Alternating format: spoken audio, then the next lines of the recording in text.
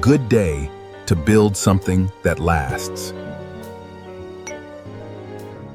Just need to finalize these drafts before heading to the branch. The work is ready. Let's get this check processed.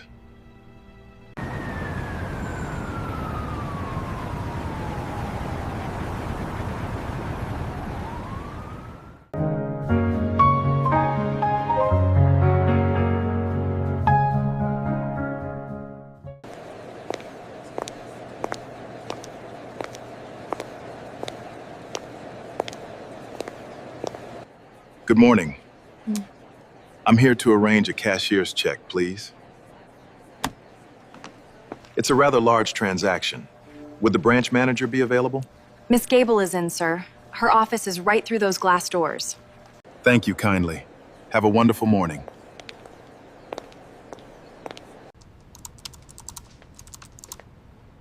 Just a moment. I'm finishing an important email. Well, how can I help you? The teller lines are outside in the main lobby. The receptionist directed me here. I'm Franklin Mercer, and I'd like to arrange a transaction. I need to arrange a cashier's check for $5 million, please. $5 million? Sir, do you even know what a cashier's check is?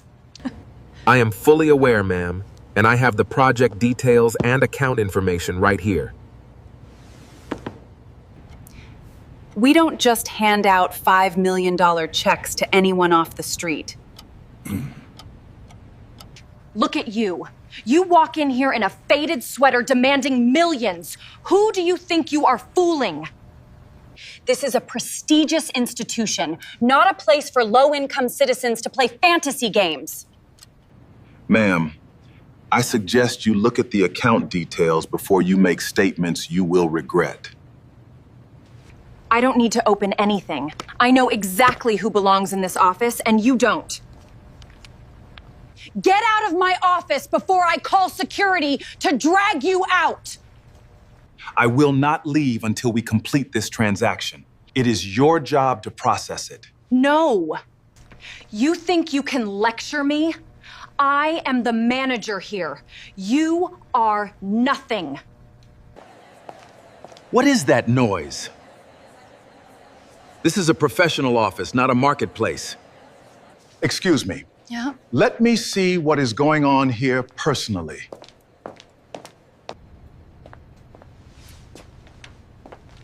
Is that? This cannot be happening. Not to him. Mr. Mercer, what an absolute honor to have you visit us today. I had no idea you were coming. Good morning, Julian. Yeah, it's good to see you. I just had a bit of business to handle here today.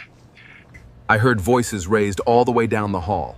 Victoria, I trust you are assisting our primary shareholder with the utmost care? Primary shareholder? Huh? Mr. Mercer is. I wasn't aware. Mr. Mercer, I want to personally apologize for the intolerable treatment you have received here today. This is completely unacceptable. You have been the bedrock of this institution for over a decade. To see you treated with such blatant disrespect is sickening. I appreciate your words, Julian. I know this is not a reflection of your personal values, nor the values you built this bank on. I am truly sorry, Mr. Mercer. Please understand. I was only trying to protect. Sir, he was asking for $5 million in a t-shirt. We have protocols for security, and I was just trying to follow the standards. I was only trying to protect the bank's interests. Anyone would have questioned. Enough, Victoria. Your excuses are irrelevant.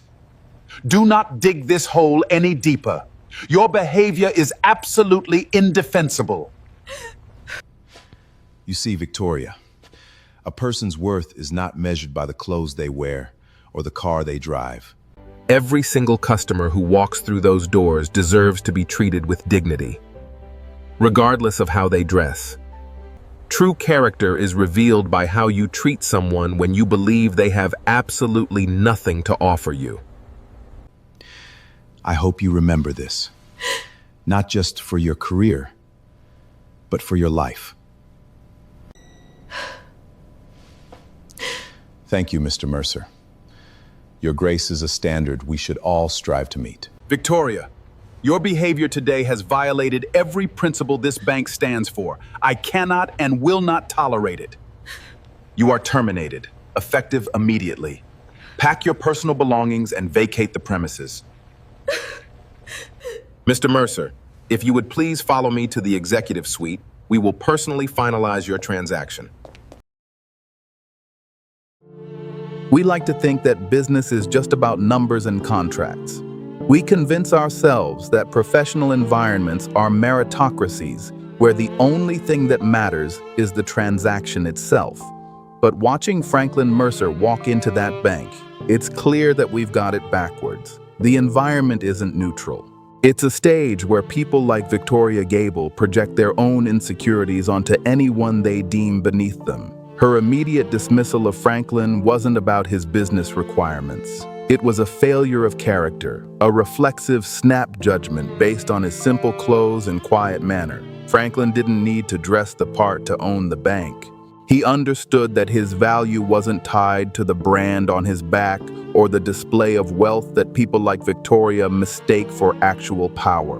When he sat in that office, he was calm because he knew his reality. He didn't have to shout to prove he was a shareholder. He was holding the cards, and he was patient enough to let the manager dig her own grave. The way he just sat there while she mocked him, that was the real display of strength. He knew exactly who he was, and her opinion didn't change a single digit on his balance sheet. Then there's the moment Julian Ashford walks in. The atmosphere changed the second he recognized Franklin. It isn't just about Julian correcting a subordinate. It's about the sudden, jarring exposure of the manager's small-mindedness. She went from being the gatekeeper of a prestigious institution to being the person who just threw away a fortune because she couldn't look past a pair of trousers. That transition from her sneering condescension to her panicked attempts at justification is the most honest part of the film. It shows just how fragile arrogance really is when it meets actual substance. Most people think they'd treat everyone with respect if they were in that office. But this story suggests that respect is often conditional for people in positions of power. They treat you well if they think you can do something for them. The moment they decide you have nothing to offer, the mask slips. Victoria didn't just mess up a transaction. She exposed a worldview that assumes someone's worth is visible at a glance. She didn't fail because she was slow or incompetent. She failed because she lacked the basic human decency to see a person for what they are, rather than what she assumed they were. When Franklin tells her that respect should be given to every customer regardless of appearance, he isn't lecturing her. He's stating a requirement. It's a basic standard of engagement that she clearly never internalized. You can see the shift in the room after he says it. The realization hits her not because she's sorry for being mean, but because she realizes the cost of her own blindness. She lost everything in a few minutes, all because she couldn't afford to be polite to someone she assumed was nobody. Watching her leave the building, you don't feel a need for some long-winded explanation of why she failed. The visual tells you everything. She's walking out with the weight of her own mistake. It's a harsh, clinical end to a career built on empty posturing. She thought she was the one with the status, but she was just an employee who forgot how to behave. Meanwhile, Franklin doesn't gloat. He doesn't need to. He just finishes his business and walks out, leaving behind a group of people who suddenly have to reconsider how they look at every customer who walks through their doors. This isn't about being nice for the sake of being nice. It's about being smart enough to know that your eyes are constantly lying to you. The bank lobby is a perfect setting for this because it's where we go to trade on trust and assets. If you can't identify a significant investor because he isn't wearing a suit, you shouldn't be in the room. The film doesn't give us a soft ending where she gets a second chance. It gives us a firing because that's the reality of the mistake she made. She treated a giant like an ant, and she paid the price for it. I keep coming back to the way Franklin remained composed during the entire ordeal. He didn't raise his voice even once. He let the situation unfold, and he let the truth do the heavy lifting for him.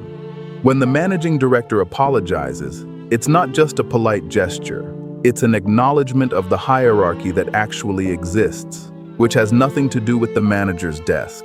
It's the difference between a person who needs the bank to feel important and a person who is the bank. We often look for signs of success in the wrong places. We look at the clothes, the car, or the way someone carries themselves in a room full of suits. But the film takes that apart.